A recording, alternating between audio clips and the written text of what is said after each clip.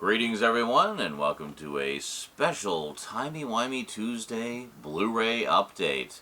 Today I've got some interesting ones, some spin-offs of Who Old and New, and an upgrade for a little something from New Who. What are they? What could they be? What am I talking about? Find out and see today on the Multimedia Chronicles.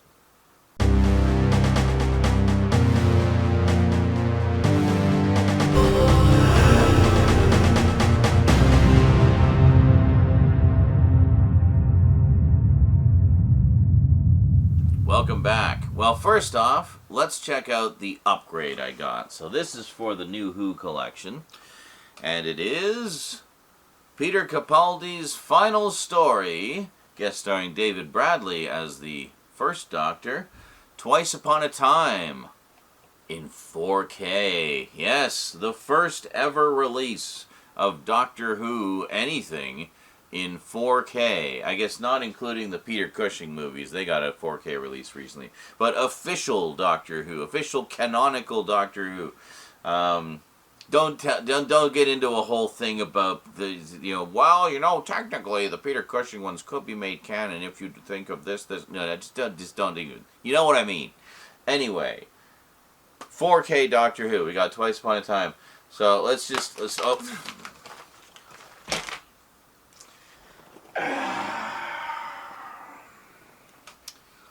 Yeah, I might need to replace this case. Thanks, Amazon. How does this even go back together now? Hold on. How does it? Hold on. How actually does it go back together? Did we get... No. Here. There. Okay. There we go. Perfect. Anyway, at least it's nice and easy to put the insert back in. Let's put this on the shelf before it gets destroyed any further, and we can take a bit of a closer look at the... Oh my god, this is such a disaster. Wow. Okay, hold on, I think I got it. Spine? Who needs a spine? Spines are for losers. Is there seriously no spine? Oh no, there it is. The spine is there. Oh my god. Wow, like fully shattered spine. Put it in traction, man. Anyway, let's put it there, and you can get a closer look at the cover. Just a fairly basic cover of the Doctor and Bill. Good old Bill. Yeah, it was kind of an interesting finale. I don't know that I totally approve of the sort of tinkering with the origins of the Cybermen there, but I did like, and I know some people were like, oh, the first Doctor was never that sexist. It's like, well, not as blatantly, but I mean, there was some like sort of subtle sexism. I mean, it was just the era that it came in. That doesn't excuse it. It was wrong then, and it's wrong now. But it was just kind of acknowledging where it came from. I think I didn't have a problem with it. Most of them were just kind of little throwaway jokes anyway. And I mean, worth it just for Bill's incredulous reactions to them, I mean, come on. Anyway, let's take a look at, whoops, before I smash it anymore, let's take a look at the back there, and we can see what kind of extras are on there. So we have Doctor Who Extra, which is just one of their behind-the-scenes things. 2017 San Diego comic panel, and the end of an era. And there you go. But the most important thing, of course, is we've got the show in 4K, which is pretty cool. I kind of like how with Capaldi's era they were experimenting with doing a lot of special presentations of his episodes. Like, for example, we had a theatrical showing of Deep Breath, and then a single Blu-ray release which had some of the stuff about that. And then a theatrical 3D showing of the two-part finale of his first series, which they then put out on a 3D Blu-ray. very cool. So, yeah. And then before that, of course, we had the 50th anniversary special, which also had a 3D Blu-ray release and was shown theatrically in 3D. Very cool. I've not actually watched this in 3D yet. I have a I have a VR helmet now that I can actually use to watch 3D movies, but it takes a bit of finagling to do so. Basically, the way I do it is I need to rip the Blu-ray to the computer and run it through a special conversion that separates out the left and right images of the 3D into a side-by-side presentation that is then compatible with the Blu-ray, with the VR helmet. But, yeah, so I've done that with a bunch of movies, and it honestly looks amazing. It's the crispest, cleanest, clearest 3D I've ever seen. I have a virtual theater program that I watch them in, and it's really cool. I actually like it a lot, but it is a bit cumbersome to kind of get it all set up. But, you know, worth it. Worth it for the fun, for the experience. So anyway, Twice Upon a Time, very cool. So that's our upgrade. Next up, here, let me just put these up here for now. Can you even see those? Yeah, you can see them. Next up, completing a collection of spin-offs, specifically Torchwood Miracle Day. Now I went with the Region B version because the version that was released over here is long out of print and prohibitively expensive. This was actually quite affordable. Got it from Amazon UK. Comes in a nice slip box. Same cover for both. And same back cover for both as well. So why don't we take a quick look at the cover there. And we'll just talk about it a little bit. I know that people were kind of split on the two miniseries that ended Torchwood. There was Children of Earth, and then a couple years later there was Miracle Day. Children of Earth was the last of the strictly BBC-produced ones. The Miracle Day was a co-production with, I forget who it was, but a U.S. station. And so it does feel a little Americanized, and I know a lot of people didn't like it, just flat out didn't like it. I actually really enjoyed it. I know I'm in the minority there, but I actually really liked Miracle Day, and mainly because, you know, they had their core concept of something happens where suddenly nobody can die. And the thing I liked about it was over the course of the 10 episodes, it explored every possible iteration you could think of somebody getting killed and not being able to die. Even like there's, you know, a scene where a guy literally gets blown up, and then you see like his eye, like just in the chunks of his body on the floor, like his eye looking around, like he's still alive and he's in pieces. Like, what kind of torture is that, you know? And it goes farther into Jack and his immortality and stuff like that, and you get more kind of backstory of him. And so that's the cat feeder going off. You get more backstory of him and sort of his early days dealing with his immortality and stuff like that. So there's a lot of interesting things that they explore throughout the miniseries. And I liked it. I mean, it's very dark, and I'm sure that's part of what people found off-putting, but I liked the fact that it was so thorough in its explanation of the core concept. Like, you really didn't have any more questions by the time it was over because they'd covered pretty much everything. Alright, so let's just flip this around here, and you can see what's on here. Quite a lot of extras on this one. It's a very nicely loaded set. So we got behind the scenes features, an FX special on Miracle Day, a motion comic, Web of Lies. That's pretty cool. I haven't looked at any of this stuff yet, so this will all be new to me. Audio commentaries by Russell T Davies and Julie Gardner on episodes 1 and 10. iTunes intros with Russell T Davies and John Barrowman. That's interesting, because I remember with some of the early series of New Who, they would actually do commentary tracks that were only available on streaming services, like I guess like iTunes and whatnot. And those, for the most part, to my knowledge, never made it to any home video release. So there's no physical release of those. You can only, I don't even know if you can get them on iTunes anymore, if they're even still available. So yeah, kind of annoying in that respect, but cool that they included them on this. So yeah, so we got intros with Russell T Davies and John Barrowman, character profiles, deleted scenes, and additional footage for episode 3. And I also noticed that this is encoded in 1080i. Yeah, interesting. See, I have the North American release of the British series, which I believe is encoded. Oh, it's actually also encoded at 1080i. Perfect.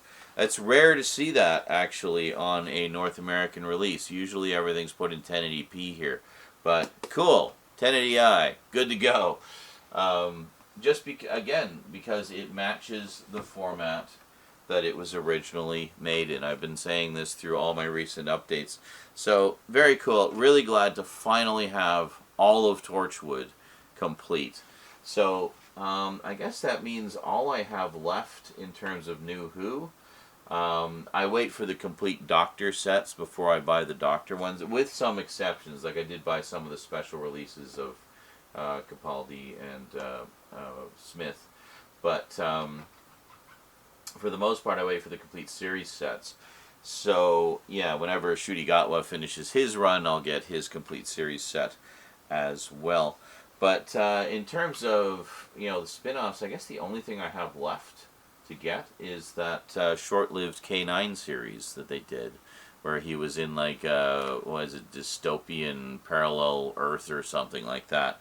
Yeah, it only ran one season, but a 26 episode season, so good length there. So that's pretty cool. I'll have to pick that one up at some point, and then I'll have all the spin-offs. So next up, we have a couple of really interesting spin-offs of classic Who. But these are not old ones. These came out fairly recently. Yeah, check these out. So first up, we have everyone's favorite conniving slug lizard dude, Sill.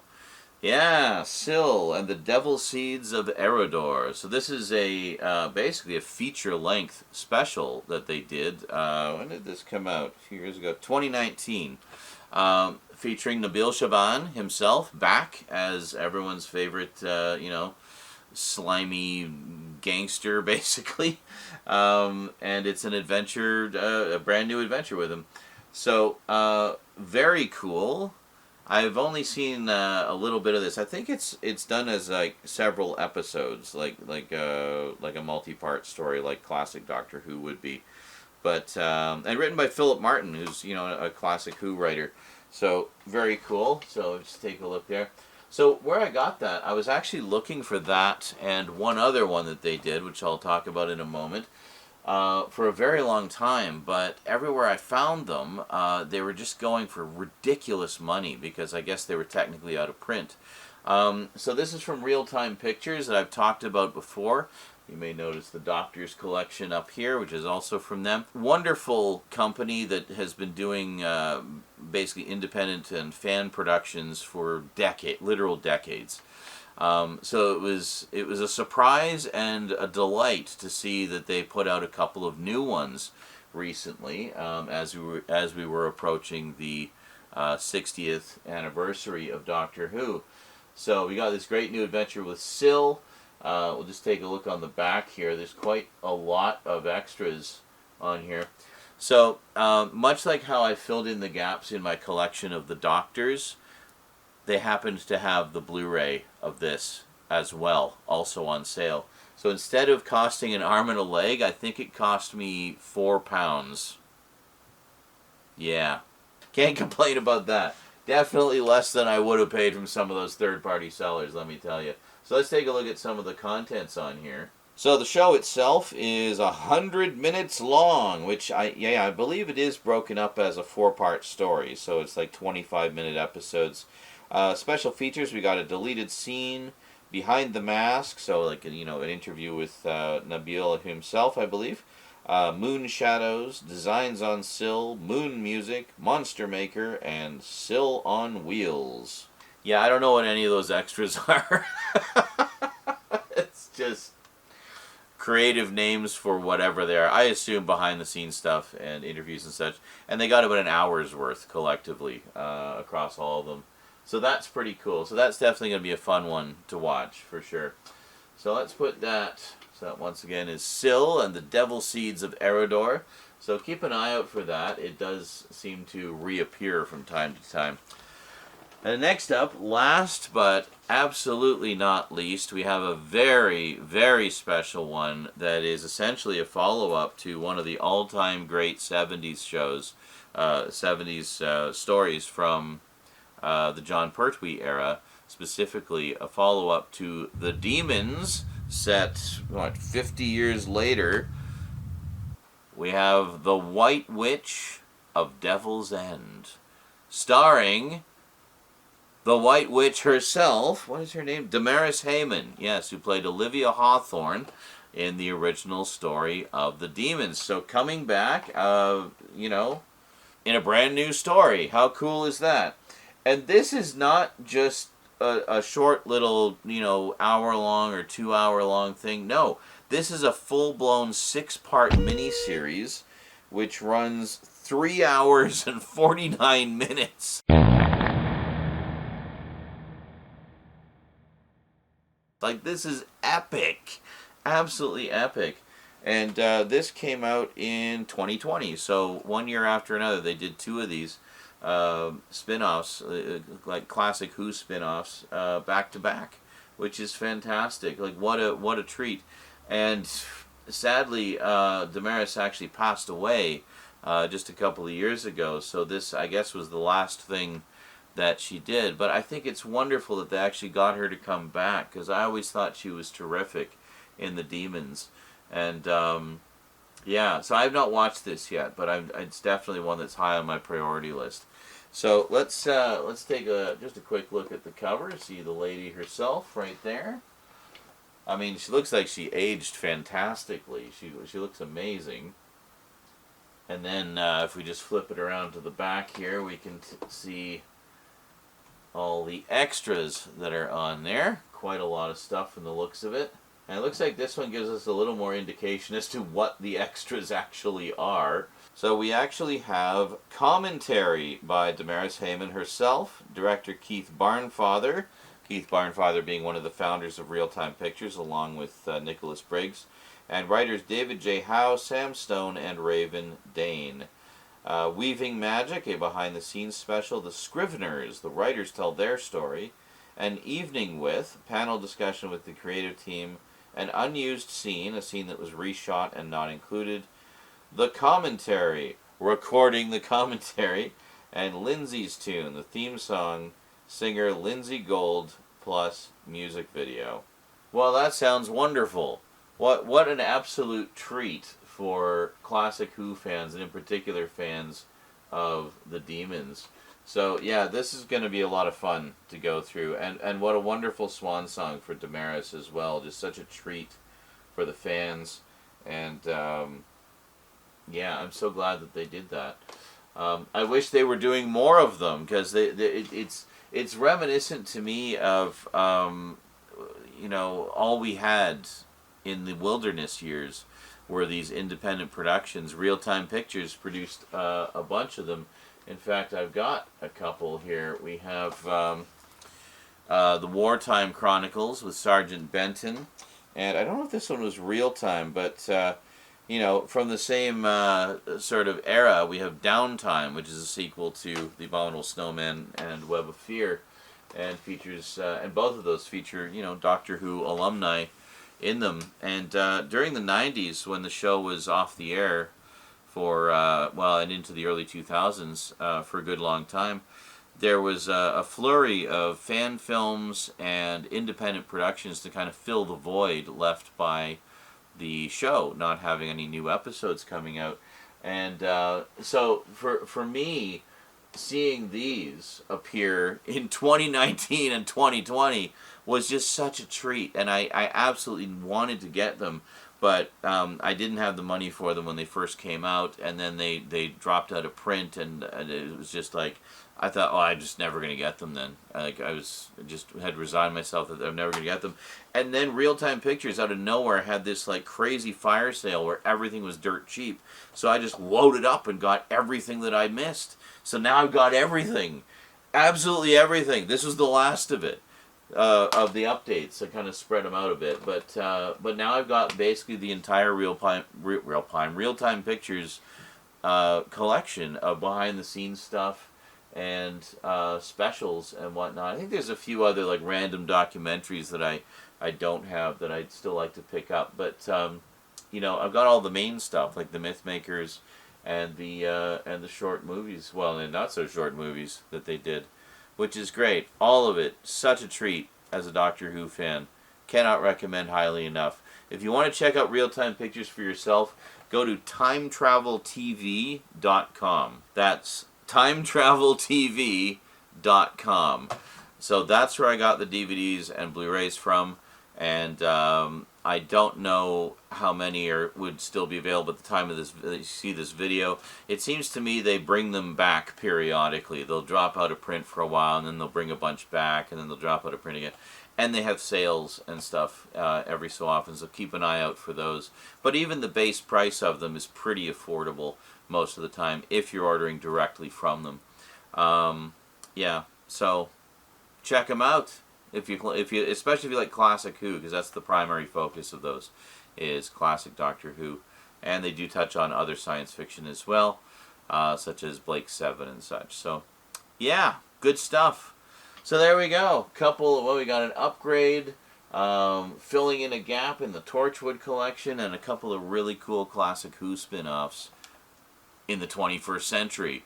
Something we didn't think we'd be seeing much of anymore, but what a treat. Basically getting some new classic Who, effectively, just without the Doctor in them. Anyway, that is it from me to you for now. Hope you enjoyed, and I will see you next time. Until then, thanks for watching, and sayonara.